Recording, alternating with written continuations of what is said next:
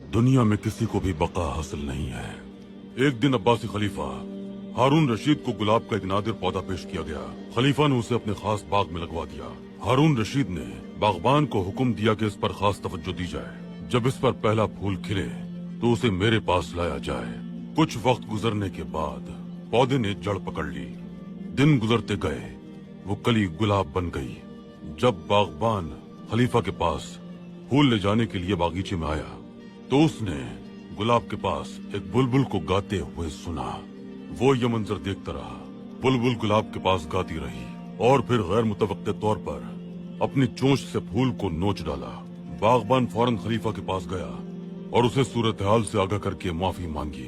खलीफा ने कहा कि आपका कोई कसूर नहीं है, वो तो एक परिंदा था। आपने अपने तौर पर उसकी खूब निगरानी की, लेकिन ये ऐसी दुनिया है कि जिसमें हर शय को फना होना है। देखिएगा एक दिन ये बुलबुल भी नहीं रहेगी। कुछ वक्त गुजर गया। बागबान ने बागीचे में काम करते हुए बुलबुल को देखा। इसी असना में झाड़ियों से गुजरने वाले एक सांप ने बुलबुल को निगल लिया। बागबान खलीफा के हुजूर पहुंचा और कहा कि वैसा ही हुआ जैसा आपने कहा था।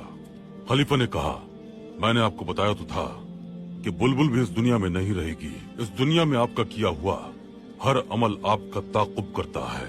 आप देखेंगे कि ये दुनिया सांप का भी मुस्तकिल ठिकाना नहीं। कुछ अरसे बाद बागबान अपने काम में मसरूफ था कि उसने देखा कि सांप उसके पांव से लिपट गया है। उसने अपनी हिफाजत के लिए बेलचा उठाया और उसकी मदद से सांप को मार डाला। फिर वो खलीफा की खिदमत में हाजिर हुआ और कहा कि वैसा ही हुआ जैसा आपने कहा था। वो सांप भी इस दुनिया में नहीं रहा। खलीफा ने कहा, याद रखो कि तुम भी दुनिया में नहीं रहोगे। फिर कुछ वक्त गुजर गया। बागबान किसी गलती की पादाश में खलीफा के गैज़ व गज़ब का शिकार हो गया। उसे फांसी की सजा सुनाई गई और जब जल्लाद के पास लाया गया तो उससे उसकी आखिरी ख्वाहिश पूछी गई। उसने कहा कि मैं खलीफा से मिलने का ख्वाहिशमंद हूँ। खलीफा को इस सारी सूरत हाल से आगाह किया गया। खलीफा ने उसे अपने हुजूर तलब किया।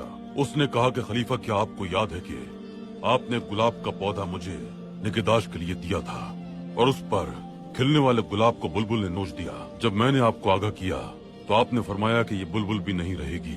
फिर उस बुलबुल को एक सांप निकल गया। आपने कहा, ये सांप भी दुनिया में नहीं रहेगा। मैंने उस सांप को मार डाला। आपने फरमाया कि तुम भी इस दुनिया में नहीं रहोगे। आपने मुझे एक जुर्म की सजा के तौर पर जल्लाद के हवाले कर दिया है तो आपकी ये बात भी सच साबित हुई, लेकिन मुझ पर किए गए जुल्म की वजह से आप भी इस दुनिया में नहीं रहेंगे। आप 3 या 5 दिन में अपने किए का बदला देख लेंगे। खलीफा ने इंसाफ से काम लिया और सुल्तान की तरह फैसला करते हुए बागबान को माफ कर दिया। दुनिया में किसी को भी बका नहीं है।